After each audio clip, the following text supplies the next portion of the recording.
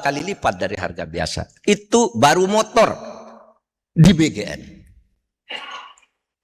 Makanya saya bilang, hukum mati aja tuh. Bisa enggak dihukum mati? Saudara, hukuman mati itu ada di undang-undang hukum pidana kita. Korupsi yang dilakukan jika negara dalam keadaan krisis, maka DPR buat undang-undang.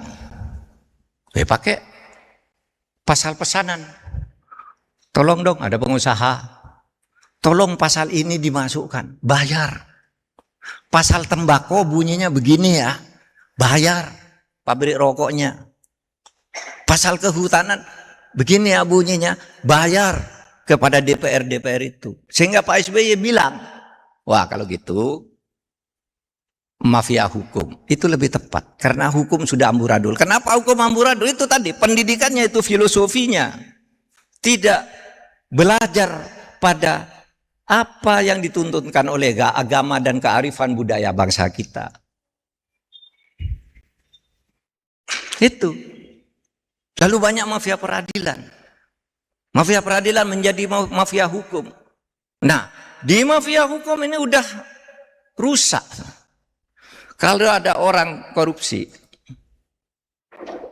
ini dibiarin. Kenapa? Karena dia punya kunci. Kalau saya diungkap, kamu juga. Maka takut ini. Atau ini bisa, nanti ada orang lain. Itu kalau ini diungkap, nanti itu nenekmu yang di sana kena juga tuh katanya. Saudaramu yang di sana kena, lalu akhirnya belok ke kamu loh. Macet, saling sandera. Saya gembira sekarang ini BGN, Badan Gizi Nasional, begitu ketangkap mau nangkep 26 orang yang lain. Disebut namanya. Tapi ya itu, mungkin kamu jangan nyebut itu. Nanti itu kamu yang kena. Ini pejabat loh, kamu bisa mati di penjara nanti dan macam-macam gitu. Akhirnya berubah daftarnya. Dari 26 menjadi 34 tapi sudah beda. Nah, itu mafia. Tapi saya masih percaya sampai titik ini kejaksaan itu akan melakukan tindakan yang tegas, benar dan profesional untuk kasus BGN itu karena sudah keterlaluan, saudara, keterlaluan itu.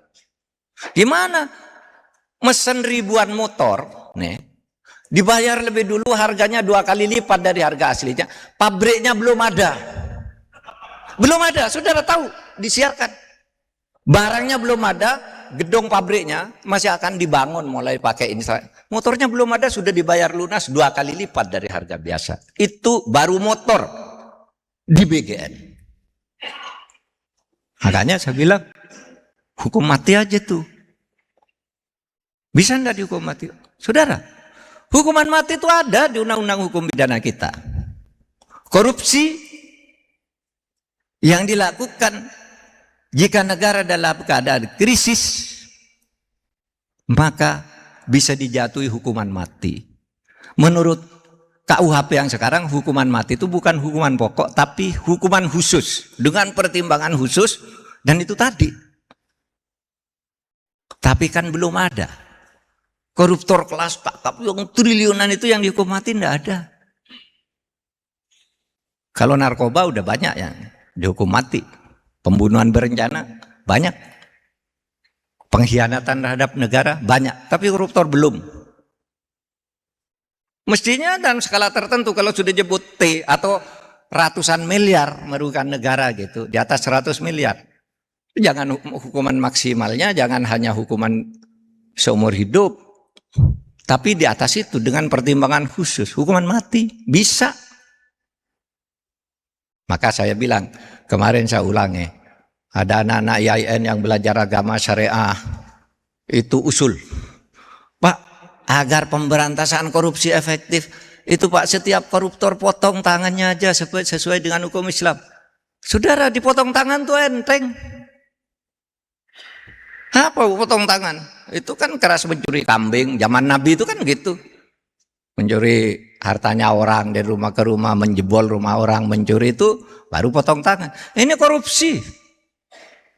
Sehingga saya katakan ya potong leher aja, kenapa potong tangan?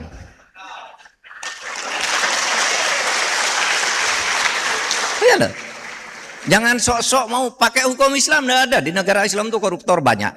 Di Saudi Arabia banyak, di Turki banyak, di negara-negara Islam lain banyak. Jadi tidak harus pakai hukum Islam. Ya pakai hukum yang disepakati oleh bangsa kita saja. Bahwa kalau hukum publik itu hukumnya dibuat oleh negara bersama. Bukan satu agama, bersama agama lain. Kristen, Hindu, Buddha, Katolik, Islam bergabung itu membuat hukum publik. Kalau privat itu tidak ada masalah, saudara ikut hukum privat. Islam, ikut kata Hindu, Kristen itu urusan pribadi masing-masing lah. Tapi kalau publiknya, itu hukum negara. Dan untuk korupsi menurut saya, ya itu hukum mati. Sekarang pada takut. Kadangkala sudah terlanjur nangkap orang, loh ini begitu tangkap, kok orangnya ini di belakangnya ini, nggak jadi, macet, padahal sudah tersangka, ya sudah tersangka, ini tersangka udah dipanggil sih, ya udah, inilah draft tersangkanya udah beredar di mana-mana meskipun kemudian dibantah. Tapi ada permainan politik kan, itu jangan, itu menyangkut ini. Atau dia bilang, iya saya memang korupsi, tapi dikasihkan ke situ dulu itu proyeknya ini, sebut semua akhirnya tidak jadi. Itu yang disebut saling sandera. Karena apa? Karena pendidikan kita itu tidak berpihak pada kebenaran, pada akhlak. Padahal pendiri negara itu sudah bicara, filosofi pendidikan kita itu otak dan watak. Itulah kehidupan.